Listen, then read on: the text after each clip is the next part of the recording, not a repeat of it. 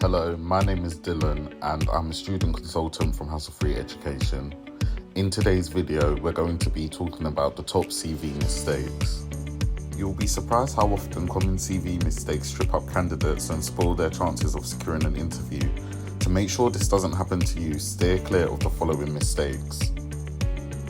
Crafting the perfect job application takes time, and after putting in the hard work, it's disheartening to think that your CV could be rejected at the first hurdle thanks to an easily avoidable error.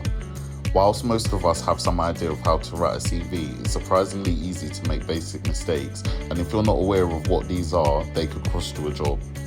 Number 1 is poor formatting. CVs that aren't clear and easy to read are a huge turn-off for employers. On average, employers spend around 8 seconds reviewing each CV, leaving you little time to make a good first impression. It's therefore important to keep your CV concise so that it can be absorbed quickly. The template that you choose to follow when composing your CV should be striking yet uncluttered. Avoid confusing layouts and beware of using different fonts and sizes. Number 2 is failing to tailor the CV. When it comes to CVs, one size doesn't fit all. Everything that you include must be completely tailored to the company and role that you're applying for. This will make it easy for recruiters to see that you're the perfect candidate. Employers can immediately sense whether you've sufficiently assessed the job requirements. For a recruiter, there's nothing worse than receiving a CV that conveys a lack of interest, connection, or time spent on it. Even if you're applying for similar roles within different organisations, check their specific requirements and tweak your CV accordingly. 3 is spelling errors. There are no excuses for spelling mistakes, even if English isn't your first language. An error-free CV is vital in showcasing your precision and attention to detail, so check everything, even your contact details. Minimize the risk of making mistakes by taking your time. Never leave writing your CV to the last minute. Rushed examples are easily spotted and quickly dismissed. A good tip to see if there's any spelling mistakes or grammatical mistakes is to temporarily change the font size and colour. It can trick your brain into thinking that it's a new piece of writing, enabling you to spot mistakes you might not have seen previously. Number 4 is lying. The facts on your CV are easy to corroborate, so never assume that recruiters won't make inquiries to do so. Giving your university grade a boost, claiming to have attended university when you haven't, lying about your current job title, or embellishing a period of work experience won't do you any favours in the long run.